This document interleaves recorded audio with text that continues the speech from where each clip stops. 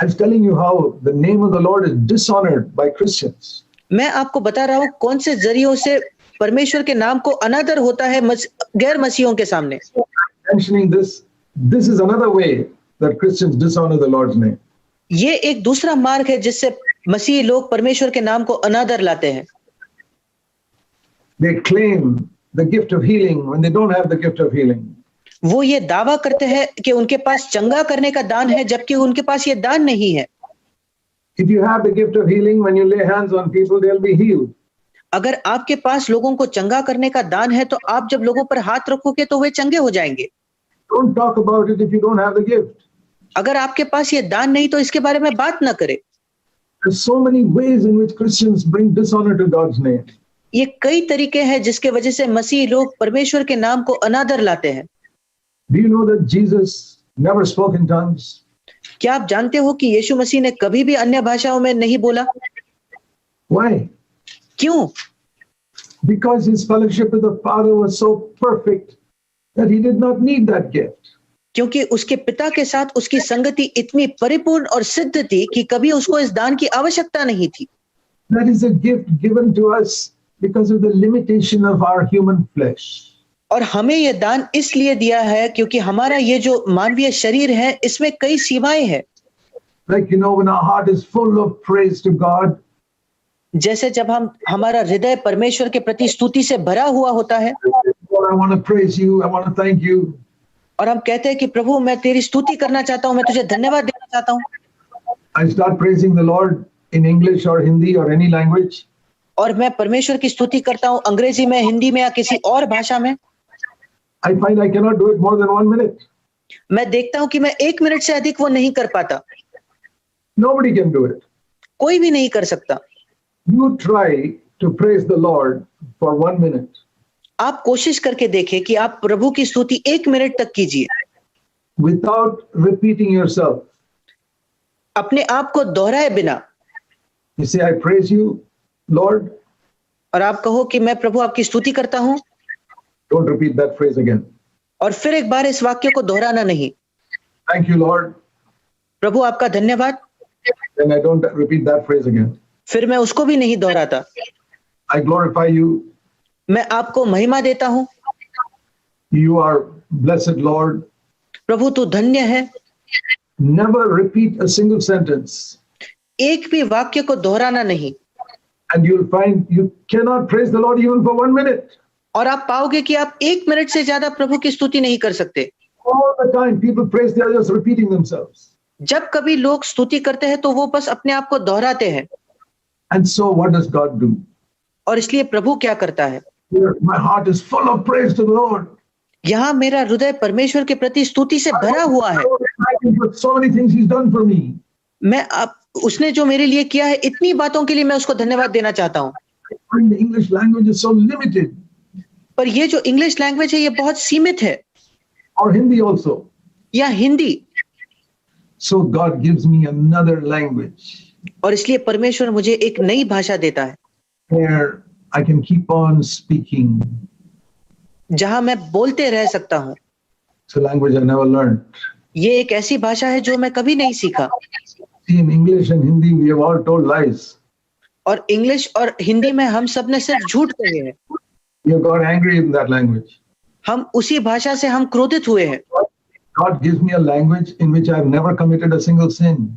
पर प्रभु मुझे एक ऐसी भाषा देता है जिस भाषा में मैंने कभी पाप नहीं किया। I can communicate to Him. ताकि मैं उससे बातचीत कर पाऊं।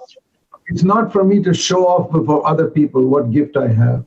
ये दूसरे लोगों के सामने दिखाने के लिए नहीं कि मेरे पास क्या दान है। God never gives us a gift to show off to other people. प्रभु कभी हमें दान नहीं देता ताकि हम दूसरों के सामने उसको दिखाएं। But that is what people are doing with this gift of tongues, and it is bringing such dishonor to God's name. पर इस अन्य भाषा के दान के साथ लोग यही करते हैं और इसके वजह से प्रभु के नाम को इतना अनादर होता है। Walk as Jesus walked means to walk in purity and goodness and love. जैसे यीशु मसीह चला वैसे चलने का मतलब है कि हम प्रेम में और शुद्धता में चले। Even if you never have the gift of tongues, it doesn't matter. यद्यपि आपके पास कभी भी अन्य भाषा का दान न हो, कोई फर्क नहीं पड़ता। Jesus never spoke in tongues. यीशु मसीह ने कभी अन्य भाषा में नहीं बोला। You can walk as Jesus walked, even if you don't speak in tongues. आप यीशु मसीह के जैसे चलते हो, अगर आप अन्य भाषा में न बोलो तो भी You can overcome sin like he did. आप उसके जैसे पाप पर विजय पा सकते हो। See, one of the great deceptions that the devil has put upon Christianity और एक बड़ा फंसाने के काम जो शैतान ने मसीहों में किया है, he has told Christians Jesus was different from you. और शैतान ने लोगों को, मसीहों को बताया कि यीशु आपसे अलग था। He was God, so you can never live like he lived. वो परमेश्वर था, इसलिए वो जैसे जिया आप कभी नहीं जी सकते। It is true, he is God, and that's why I worship him. और ये सच्चा है कि वो परमेश्वर था और इसलिए मैं उसकी आराधना करता हूँ। But when he came to earth, he became a man just like you and me. पर जब वो इस पृथ्वी पर आया तो वो आपके और मेरे जैसे एक मनुष्य बना। This is one of the great truths written in the Bible. और ये एक बड़ा सत्य है जो बाइबल में लिखा गया है। It is called the secret of living a godly life. और एक ईश्वरीय जीवन का रहस्य ऐसे इसको कहा गया है। Turn to 1 Timothy chapter 3, और पहला तिमुथियुस उसका 3रा अध्याय verse 16. और उसका 16 वचन। We are concerned that the name of Jesus, which has been dishonored by Christians in India, should be glorified in the days to come.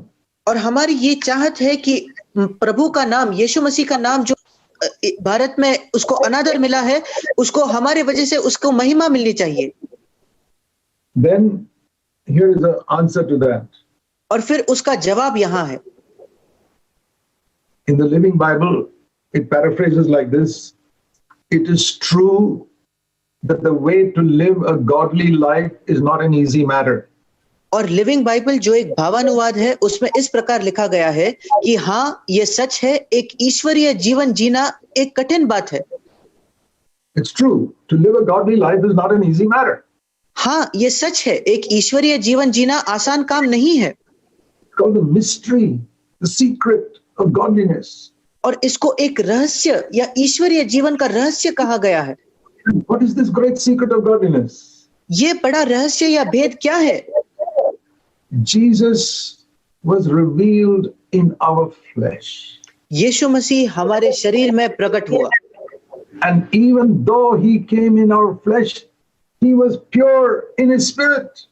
और भले ही वो हमारे शरीर में आया, पर वो अपनी आत्मा में बिल्कुल शुद्ध था। See, isn't that our problem? We have a flesh and we can't keep our spirit pure. क्या यही हमारी समस्या नहीं कि हमारे पास भी एक शरीर है और हम अपने आत्मा को शुद्ध नहीं रख पाते?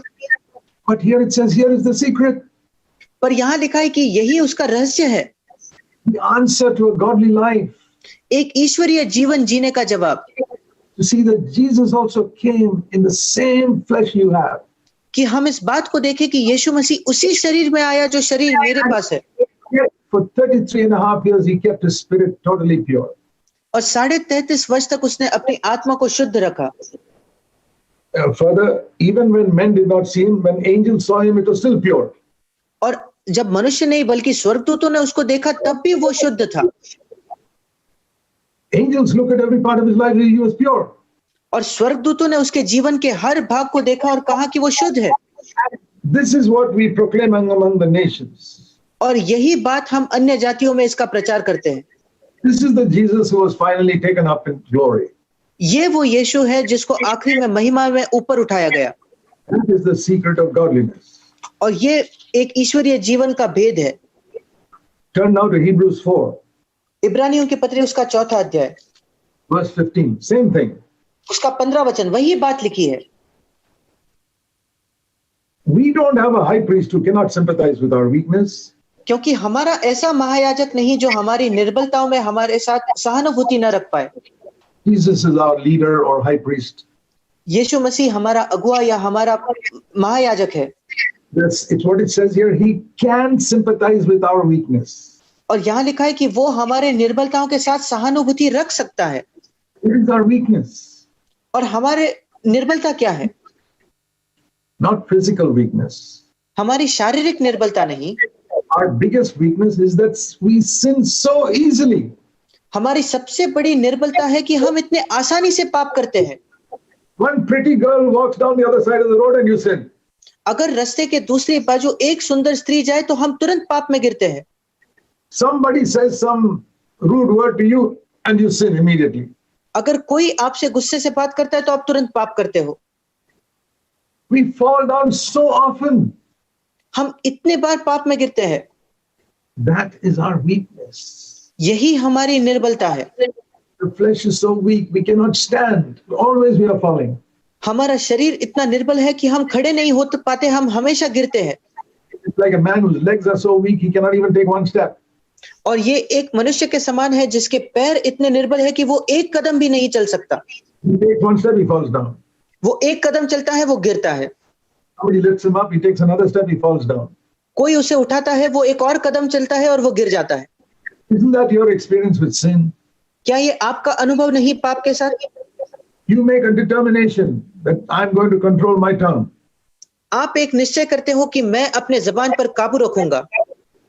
It lasts for maybe 1 or 2 days. शायद वो सिर्फ 1 या 2 दिन तक ही आप कर पाते हो। You say, I'm going to control my eyes. It lasts for 1 or 2 days. आप कहते हो कि मैं अपने आंखों पर नियंत्रण रखूंगा, वो बस 1 या 2 दिन तक टिकता है। Now you need to learn the secret of living a godly life. अब आपको एक ईश्वरीय जीवन जीने का भेद सीखना है। How the government of the kingdom of God can rule your inner life. कैसे परमेश्वर की राज्य, परमेश्वर की सरकार और प्रभुता आपके जीवन में आ सके। I know this is what helped me 46 years ago. मैं जानता हूं क्योंकि 46 वर्षों पहले इसी बात ने मेरी सहायता की। Not only I was filled with the Holy Spirit, इतना ही नहीं कि मैं पवित्र आत्मा से भर गया, but I saw another great truth पर मैंने एक और सत्य को देखा that Jesus came like me. कि यीशु मसीह मेरे जैसा बनकर आया। It says in verse 6:15 here, Hebrews 4:15, was tempted like me. और यहाँ इब्रानियों 4:15 में लिखा है कि वो मेरे समान परखा गया। He was tempted exactly like me, वो बिल्कुल मेरे समान परखा गया, but he did not sin even once. पर उसने एक बार भी पाप नहीं किया। He did not sin in his thoughts. उसने अपने विचारों में पाप नहीं किया, He did not sin in his words. उसने अपने शब्दों से पाप नहीं किया, He did not sin in his actions. उसके कामों से उसने पाप नहीं किया। In his attitudes to people, he was always loving, always loving. और लोगों के प्रति उसका जो रवैया था वो हर समय प्रेम करता, हर समय प्रेम करता था। All the time, he never went out of love. हर समय वो कभी भी प्रेम से बाहर नहीं गया। His attitude was always without sin. उसका रवैया हर बार पाप रहित था। The moment your heart does not love somebody, you are in sin. जिस क्षण आपका मन किसी से प्रेम नहीं करता, आप पाप कर चुके हो। If you hate one person in the world, there's sin in your life.